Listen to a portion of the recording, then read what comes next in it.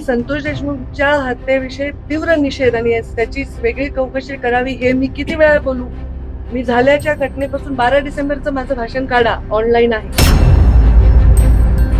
संतोष देशमुख हत्या प्रकरणाबाबत प्रश्न विचारल्यानंतर पंकजा मुंडे संतापलेल्या पाहायला मिळाल्या. पोलिसांनी या प्रकरणात दोषारोपपत्र दाखल केले, त्यावरच बोलताना त्यांनी हे उत्तर दिलं. मात्र ज्या 12 डिसेंबरच्या भाषणाचा त्यांनी उल्लेख केला तेव्हा हत्येनंतर तिसऱ्याच दिवशी गोपीनाथ गडावर त्या काय काय म्हणाल्या होत्या ते ऐका. आज मी इथे बोलायच्या आधीच मी एका गोष्टीचा उल्लेख करू शकते. केज तालुक्यामध्ये झालेली घटना. माझा भाऊ लहान, आत्ता या लोकसभेच्या नाही आधीच्या निवडणुकीत सरपंच होता, माझ्याबरोबर काम केलंय. मी कधी पक्ष पाहिला नाही. माझं राजकारण 5 वर्ष मंत्री असताना मी विरोधी पक्ष, आपला तुपला, याचा त्याचा, याचा पाहुणा त्याचा पाहुणा काही पाहिलं नाही. मी पाहिलं ते फक्त माणुसकीचं नातं. माझ्या जिल्ह्यात जन्मलेल्या प्रत्येक माणसाचा विकासाचा अधिकार आहे हा विश्वास ठेवून मी काम केलं आणि तो विश्वास कमवण्याचं काम केलं. तो माझा भाऊ कुणाच्या तरी आईच्या पोटचं लेकरू सकाळी घरी निघाले आणि परत घरी आलं नाही. त्या आईच्या यातना एक स्त्री समजू शकते. त्या आईच्या दुःखामध्ये मी सहभागी आहे. त्या घरामध्ये असणाऱ्या प्रत्येक स्त्रीच्या, त्या घरात असणाऱ्या त्याच्या भावाच्या, त्याच्या घरच्या आई वडिलांच्या दुःखामध्ये मी सहभागी आहे.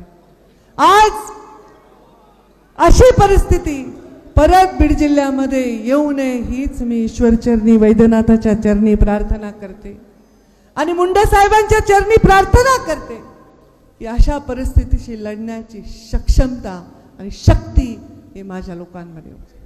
आपण जसे आहो त्याचंच, जसा नेता आहे, आता मी मोठी बहीण आहे, मी बाबा जसे करायचे तसे करायचे. बाबा असे मागे पाठीला हात घेऊन चालायचे, तशीला अर्धे लेकरं या परळीमध्ये आमच्या नाथऱ्यामध्ये, हो रे राजे, नाथऱ्यामध्ये, हो रामू तुझा मुलगा दाखवत होता त्या दिवशी बाबा कसे चालते. त्यांनी तर साहेबांना पाहिलंच नाही. आमचा सचिन आहे नाथऱ्याचा, त्याची मुलगी साहेबांसारखं चालवून दाखवाय. आज या राज्यामध्ये मुंडे साहेबां जसं नेता आहे, जसा कार्यकर्ता आहे, तसाच खाली कार्यकर्ता तयार होत असतो.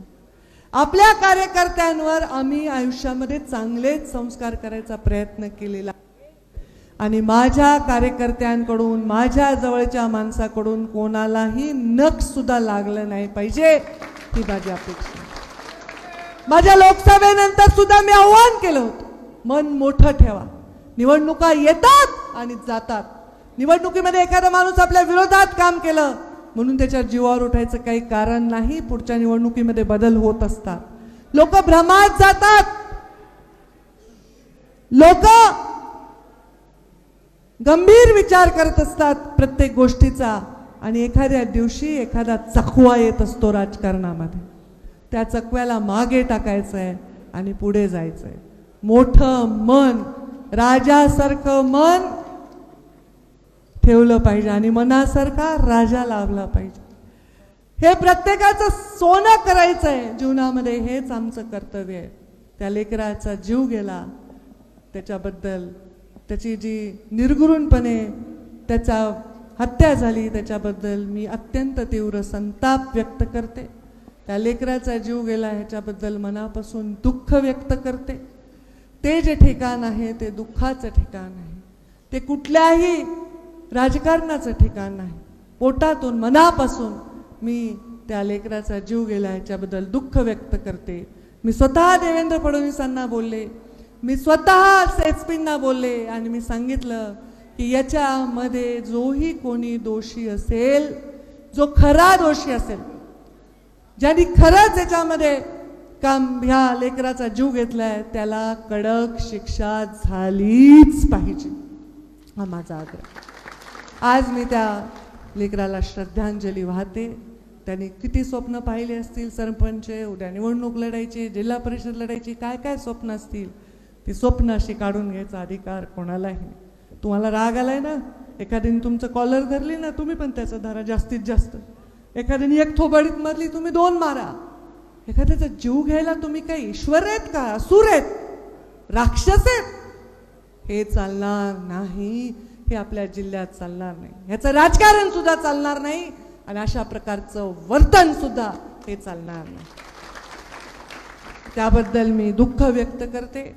त्याच्याबद्दल सगळ्या जिल्ह्यातल्या नेत्यांनी सुद्धा दुःख व्यक्त केलंय. मी अक्षय मुंदडांना फोन केला होता. कुठे गेला अक्षय?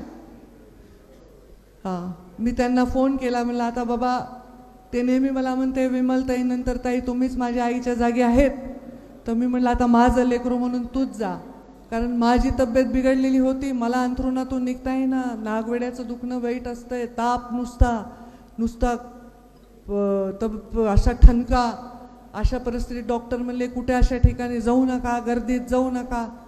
तरी पण मी आज आले. मी अक्षयला म्हणलं बाबा तू त्यांच्या लेकराच्या घरी जाऊन भेटून ये, त्यांच्या आईवडिलांचं सांत्वन कर, त्यांचं म्हणणं काय म्हण आणि त्यांना सांग की पंकजा ताई आणि सर्व परिवार तुमच्या दुःखात सहभागी आहे आणि तुमच्या पाठीशी खंबीरपणे उभा आहे. आणि म्हणून आज मी हे वाक्य उच्चारले, हे शब्द बोलले, हे माझ्या बाबांचे संस्कार आहेत. ते गृहमंत्री होते या राज्याचे आणि ते राज्याचे गृहमंत्री असताना त्यांनी असंख्य गुन्हेगारांना यमसदनाला पाठवलं होतं. ते राज्याचे गृहमंत्री असताना त्यांनी मुंबईला पूर्णपणे अंडरवर्ल्ड मुक्त करण्याचं काम केलं होतं. त्यांच्यामुळे अंडरवर्ल्डचे मोठे मोठे गुन्हेगार देश सोडून पळून गेले, ते अजून परत आले नाही. ते मुंडे साहेबांनी, मोठे मोठे रिटायर अधिकारी आज इंटरव्ह्यूमध्ये मुंडे साहेबांचा उल्लेख करतात की मुंडे साहेबांनी ज्या पद्धतीने गृह खातं सांभाळलं होतं. मी देवेंद्रजींनाही सांगितलं, अशा घटना सगळ्या राज्यभर जरी घडल्या तरी तेवढ्याच संवेदनशील आहे. बीड जिल्ह्याच्या बद्दल कुठलाही बदनामीचा प्रयत्न याच्यामध्ये होण्याचं काही कारण नाही. पण मुंडे साहेबांनी गृहमंत्री असताना एकच बघितलं, गुन्हा म्हणजे गुन्हेगार म्हणजे गुन्हेगार, गुन्ह्याला शिक्षा ही झालीच पाहिजे आणि निर्भयपणे आणि कुठल्याही पक्षपातीपणा न करता हे जीवनामध्ये, राजकारणामध्ये आपलं पद भूषवलं पाहिजे.